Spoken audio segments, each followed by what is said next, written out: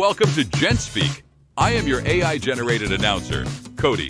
James and I are glad that you could join us today. Gent Speak is a podcast that covers several different subjects, and as always, feedback is a plus. If you would like to be a guest on the podcast or have a subject for a show, just let us know by clicking on Contact in the menu. We will get in touch with you as soon as we can. Now, with that said, and without further ado, here is James. Thank you, Cody. Hey, I got a phone call from a new prospective employer of yours. They wanted a reference. Do I not pay you enough? Oh, yeah, that's right. I don't pay you anything. Welcome to the second episode of Gent Speak. This is actually the second episode, take two. So this one is YouTube friendly. I had done a previous one, and apparently there's some things you can't say on YouTube. So this one will be the YouTube friendly version. As you can see, I'm doing the Al Bundy tonight. I'm in a t-shirt, and those of you who are old enough to know who Al Bundy is, so this is my Al Bundy version. I'm also not trying to recreate a scene from Breaking Bad, because apparently, which I've never seen Breaking Bad, but apparently Bryan Cranston wore these t-shirts a lot. So, but anyway, yeah. So I got a lot on my mind tonight, so let's get started. Number one, today is December 23rd, 2024. First of all, I'd like to say, wow, where did the year go? Hard to believe it's almost 2025 already. Merry Christmas to all of my listeners, watchers, whatever the case may be for the podcast where you can actually see the person. Unfortunately, for some of us, spending time with family is not going to be in the cards. But if you are spending time with family or whatever, I hope that you make memories that last. This is my second year without my family, and I thought it would be easier. It's actually harder. I don't know why.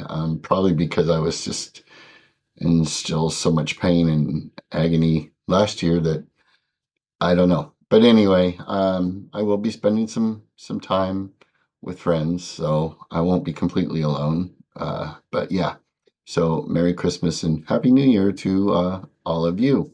So one thing that's been discussed and is kind of the reason for this podcast is men's mental health and how we're treated in society, the inequality. Everyone wants equality, but there's inequality for sure. But I don't think it is inequality as far as what they want you to believe.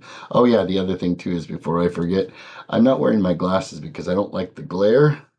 So if I squint or, have to fumble around to find some of the stuff on the screen, that would be why.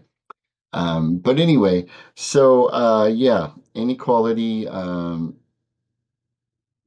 just stuff in general. I've been going around. One thing that stood out to me is a teacher. I'm going to go ahead and share the screen here, and we will take a look.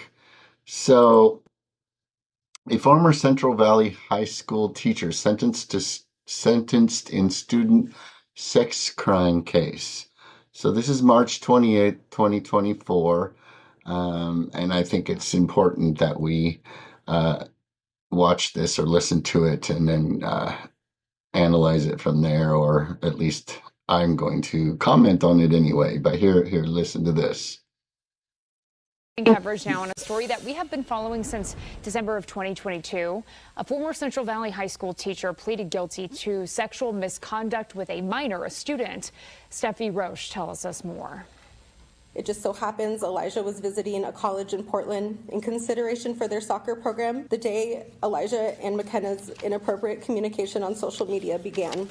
The mother of the victim, Ashley Beckley, read her victim impact statement to the court, saying the situation has harmed her son's life and their family. I barely slept for several weeks in fear of the physical retaliation Elijah might be victim to as McKenna involved him in her adult marital affairs. McKenna Kindred had been free on bond since her initial arrest. The student was 17 years old. Court documents show she and the student had sex at her home while her husband was away. I know that this past year has been incredibly difficult for all involved. As a result of my actions, I've lost my career, valuable friendships, freedoms, and have let down countless people who have placed their trust in me. My mental health has also significantly been affected by this event. I am deeply ashamed of the pain I have caused. Okay, so she lost her career, friends, but let's see, let's go back. What did she say? Career, friends, and Let down countless people who have placed their trust in me. Sex at her home while her husband was away. I know that this past year has been incredibly difficult for all involved. As a result of my actions, I've lost my career, valuable friendships, freedoms, and have let down countless people who... her career, valuable friendships, freedoms. Oh.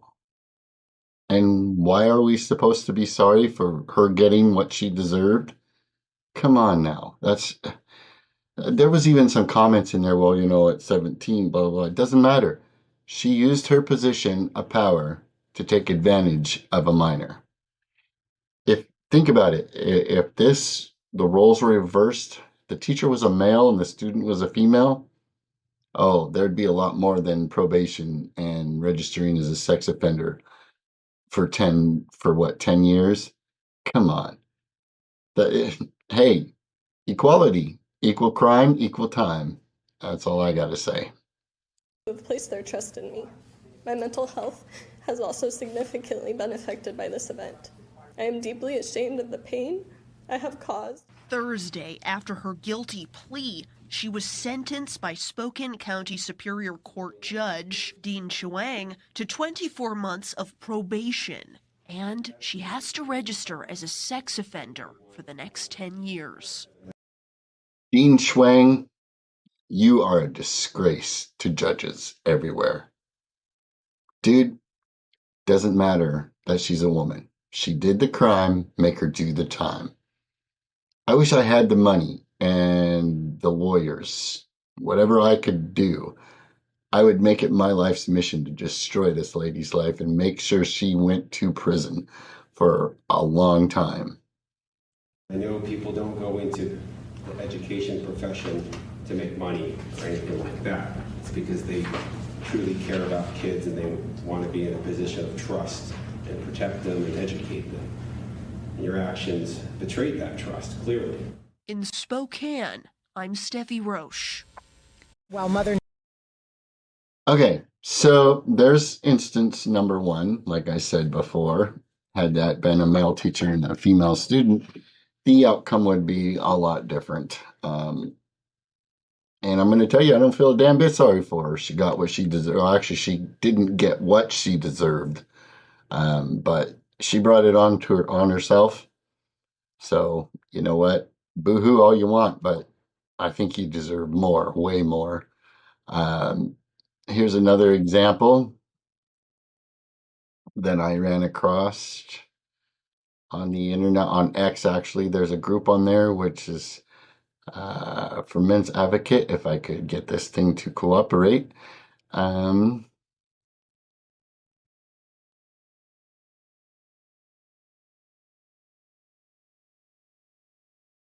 Okay, so we'll just do it this way. Let's go start at the beginning. Sorry about this, guys. There we go. Okay, is that the beginning one? Let's see. Bear with me here. That one I don't want to do. I want to close that one. That was for another show. There we go. Okay, we're going to go back to. There we go. Okay. Oh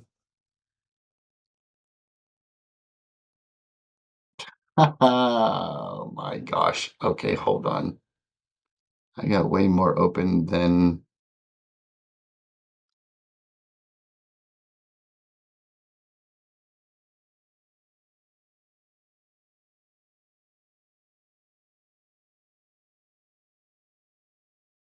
Okay, so something I learned also is that November 19th is International Men's Day, and it is because men constitute 70%, 76% of the suicides. Um, they constitute 85% of homeless people. They're the victims of 70% of the homicides. They're the victims of 40% of the domestic abuse. They're victims of the most violent crimes. They serve 64% longer prison sentences and are 92% of the deaths in the workplace. They are also 3 to 4 times more likely than a woman to be imprisoned for the same crime. Where did we see that earlier? That's what I'm talking about. So I have to admit, I did not know that November 19th was International Men's Day, but I'm definitely going to spread the word, and I am going to work for almost a year now, since November 19th already passed for 2024. And I want to figure out and have a celebration, have it precipitate this. I want to precipitate this. So if any of you listeners or watchers or, podcasts, you guys have any ideas, want to help, whatever, hit the contact form, let me know. Let's get this rolling. Let's get this rolling. This is something I think that needs to be broadcast and celebrated. Definitely needs to be. On another note, Google says the implicit bias of Google. So on the left, the question is asked, why is my wife yelling at me? And Google provides several answers. Potential triggers for a wife's yelling include feeling unheard, financial stress, mental health struggles, disrespect, etc. It's important to understand the root cause. Constant yelling damages trust and emotional intimacy in a marriage. It also negatively impacts children, any children exposed to the fighting. Okay, so this is the reasons a wife would be yelling at a husband. Okay. So then on the right, Google was asked, why is my husband yelling at me? And it says, help is available. Speak with someone today, and gives a phone number to call. Okay. So when a wife is yelling at a husband, it's his fault. He triggers it because of her feeling unheard, financial stress, whatever. Financial stress? Really? We're the ones that usually go out and earn, not, if not all, most of the money. Not in every case. I understand that. We're the ones that are tasked with making sure that there's plenty to go around, that everybody has everything what they need. We sacrifice ourselves for our family, but yet it's our fault that she's yelling at us. Now, if we're yelling at her, there's help available with a phone number to the National Domestic Violence Hotline. Pretty one-sided, if I would say. And this is just the beginning. I started on this journey and just looking stuff up, looking at stuff, reading stuff. It's so accepted. It's so accepted, which is sad. But it is. It's just everyday life. That's just the way it is. And it shouldn't be. Here's another one. So, we're in a misogynistic society, and men are privileged. But yet, we're 90%, 97% of the deaths in combat. Women are only 3%. And industrial death, meaning workplace, whatever, 93% men, 7% women. Suicide victims, again, 80% men, which is kind of, the other ones say 76, 78, somewhere in there. So, there is a few points difference in some different uh, polls and so on and so forth, but it's really close, within 4%. So suicide victims, 80% men, 20% women. And then winner of custody, 16% men, 84% women. It even the legal system. I don't care what you say, it may be getting better, blah blah blah, but it still is 16% men, 84% women. I just, yeah, there's the facts don't change. Another one is our health. When it comes to our health, and again, suicide. So talk about male suicide rates. Male suicide rates. Look at right there. I know this is a meme. I know this is a parody, I guess you'd say, but that's the truth. It's crickets when it comes to male suicide. But yet the wage gap, which I don't think exists, or at least not as bad as I don't, yeah, and probably not as bad as they say. I don't think it exists, but anyway, the point is, and then prostate cancer, same thing. Crickets, crickets. Breast cancer, you can see it. This has got to stop. And they wonder.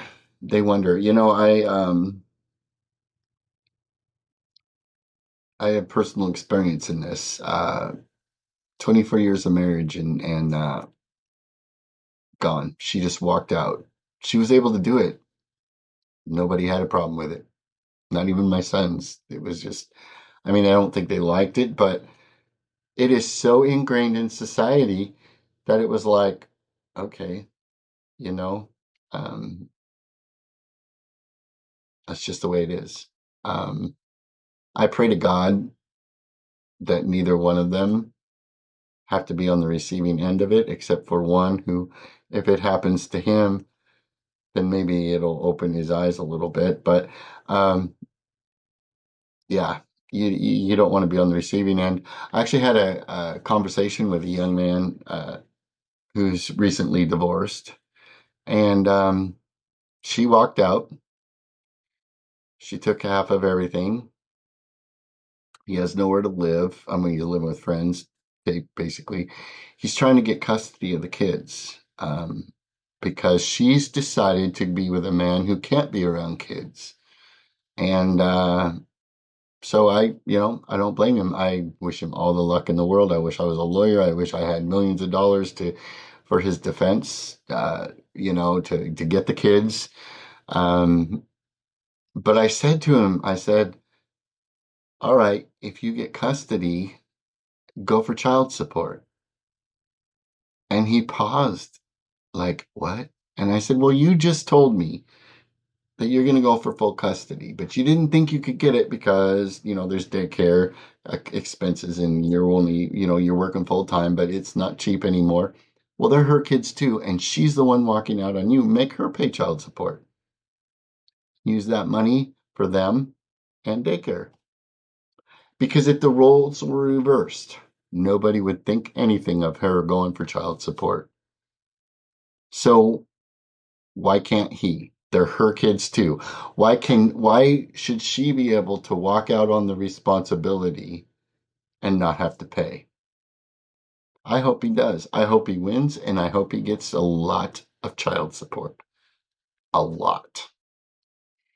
The other thing that I did just find interesting has nothing to do with the previous conversation, but so I don't remember where I found this. It was on X somewhere, but so it says most embarrassing sex moment. Go. And the answer is our grandma walked in. Our Okay, I know some family have some secrets, but wow, I bet that family has one or two or more. That's crazy. Our Yeah. Anyway, I just threw that in there because I saw that and thought it was funny. The other thing that I saw was I was looking up divorce rates and divorce stuff, because again, I'm going on about a year and a half now, and um, still heartbroken, but surviving. And in the famous words of the late great Robin Williams, he said, "Divorce is like ripping your genitals off through your wallet for a guy." And I was like, yeah, that pretty much sums it up. I know in my case, my own divorce, my wife was more than willing to take half of everything. Uh, Half of everything she took. She got half of some stuff, but when it came to we were living in an RV at that time because we were planning on moving to Montana. Long story, but anyway, everything was paid for. She was more than willing to take half of the trailer, of the RV.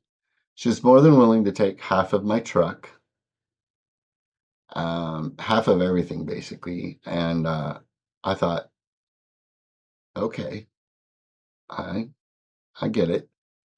But when I mentioned to her that since I stayed home and worked and homeschooled the kids and so on and so forth, she had a retirement that she started when we were married.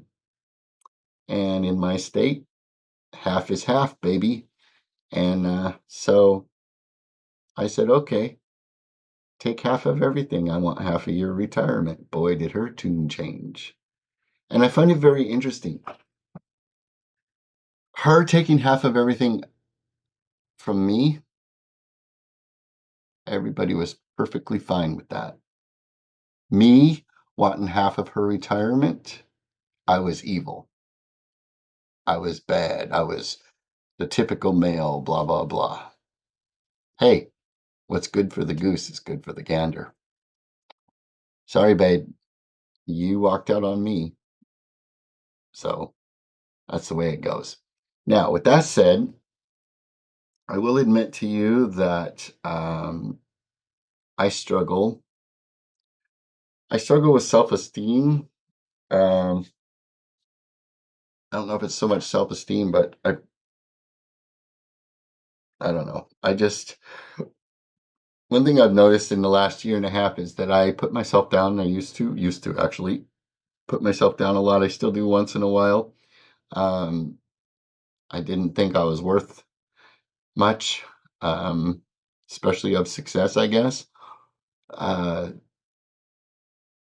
and kind of what cured me of that is my friends. I would say something and they'd go, "Hey, don't talk about my friend that way," meaning me. And that really opened my eyes. Well, then I had an experience the other day that I want to share with you guys. And I'm curious to see how you read this first, and then I will explain. So I'm going to put up a sign. I want you to look at it and read it, and then remember how you read it, because it can be read two ways. But I want to know the very first thing that you read, and then comment below, and I'll explain later. So here we go.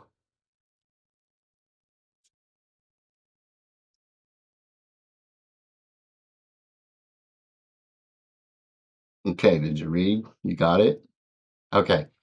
So here's my point. When I first read that, I automatically read, "You don't matter, give up." When in fact, it could be, "You matter, don't give up." That was pretty telling to me. I thought after I did that and then I saw the "You matter, don't give up" part, I was like, wow, I automatically went to the "You don't matter." Um, and I'm curious how many of you guys did too. Now, I'm not saying that you think that or that's the way you're treated. But it was so ingrained in me that I still read it that way. And that was kind of an eye opener for me. So I'm curious if you will leave down in the comments below which way you read it. Um, and which way the first time you read it. And then, because I'm curious.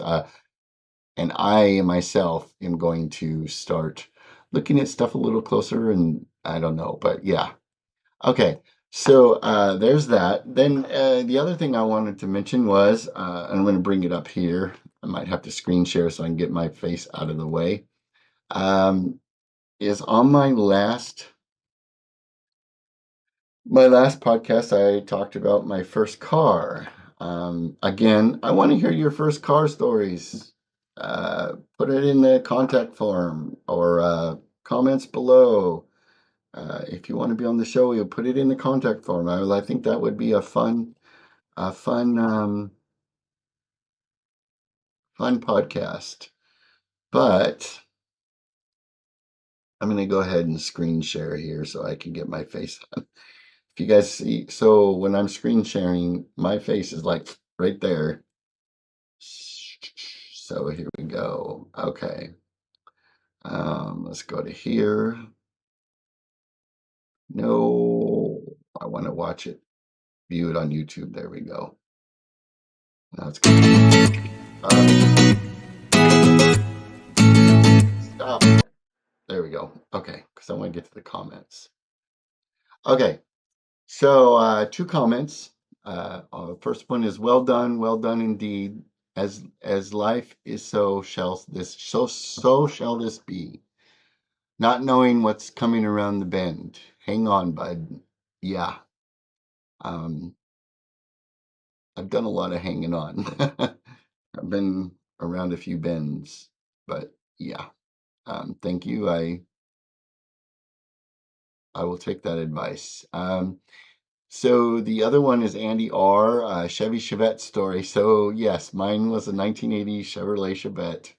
And it's funny, people will go Corvette. I'll go, no, Chevette. But anyway, he says his grandpa had several of them over the years and many memories with him driving cross country, which I kind of had to giggle because I don't think mine would have made it cross country. Now, it did get me, like I said, from Idaho to Oregon. But eating starters like candy and catching on fire, I don't know that I would have made it cross country or not. He says the one he bought did not have air conditioning, which was pretty standard back in the 80s. So he drilled a hole in the fender on the passenger side and put a 1.5-inch PVC elbow on the outside to scoop air and one on the inside to direct air. He then spray painted on the outside to match the car color and hoped he never drove through a deep puddle. Yeah, I hope he never did either, because he would have probably got wet. Yeah. So anyway, I think that's pretty funny. Uh, well, you do what you got to do. Except I don't think that would work very well in like Arizona or California, where the air is probably almost as warm or warmer than what's in the car. Um, I don't know, but yeah. So the other thing I want to cover, again, I want a guest on the show. So please, please, please put in on the contact form if you want to be on the show or even show ideas. Because this will be my winter therapy apparently, because I can't ride my motorcycle in the wintertime. So that's my other therapy. But I was thinking the other day, and my friend and I were talking, and scientific methods for doing stuff. Like if you play the lottery, everybody's got their little formula, so on and so forth, and generally speaking, women will buy a car and, they're like, oh, look, it's blue. And you're like, well, what's it got under the hood? Well, look, it's blue. Just differences between men and women. And don't get me started on that, because that could be a whole nother show. I don't care what they say. Our brains are wired differently. We're built differently. We act differently, and we think differently. A man cannot be a woman, and a woman cannot be a man. Plain and simple. And if you're offended by that, then you know what? That's just the way it is. Because You can change all you want through surgery. You can take as many hormones as you want, but your brain is still what you were born.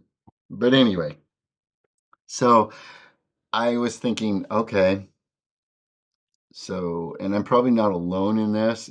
Some men probably not as simple scientific formula on picking their doctor like mine was, but here's my scientific formula. And the reason I'm saying this is because I had an appointment with my doctor and I gave him the URL to my podcast.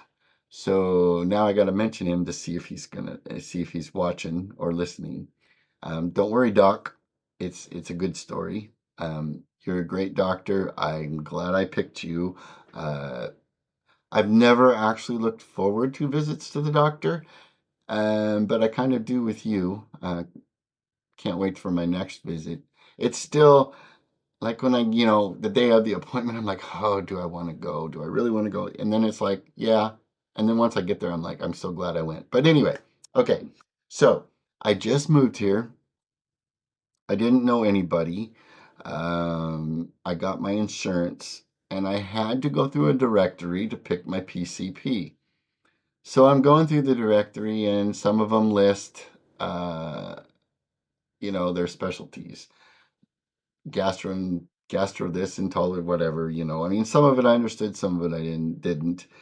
And so I'm like, okay, well, I can't really probably pick them on that because I don't know what and then there were the names, or no, not the names, the pictures. And some of them had pictures, some of them didn't. And then I thought, well, that's probably kind of mean. I mean, or not mean, but how do you pick somebody on the, oh, this person looks nice. Well, tell me, what's a nice person look like? You know, um, just like I've had people tell me, because I am a crematory operator and a body transport specialist is my uh, occupation. And I've actually had people tell me, well, you don't look like a crematory operator. Okay, what does a crematory operator look like? Uh, you know? But anyway, so I'm like, okay, because some of them didn't have pictures. So here we go. This was my scientific method of picking my doctor. His first and last name rhyme. That's it. That's why I picked him. uh, and no, I'm not going to tell you his name, so don't write and ask me. Unless you're looking for a very good PCP, I will ask him next time I go. I'll say, hey, if somebody writes and is looking for a PCP in this area, can I give him your name? But yes, that was my scientific formula or reason for picking that doctor. And I'm not sorry I did. So, much respect, Doc. Hope you're watching. Uh, See you in, oh, I don't know. I don't want to say because I'll probably get it wrong. And then he'll go, what did I even make an appointment for? The guy can't remember. But anyway, um, yeah. So that's that. That's pretty much all I have. Again, Merry Christmas. Make some memories, guys. Yeah, make some memories while you can. Let's fight the fight. Let's do this. And if you've got any suggestions for a show idea or any suggestions on promoting November 19th, I would love to hear it because I am going to make that my mission to get the word out. I'm going to put it on my blog and everything. So, all right. Well, nice talking to you or with you. I guess it would be to you. Cody and I wish you a Merry Christmas and a Happy New Year. Peace out.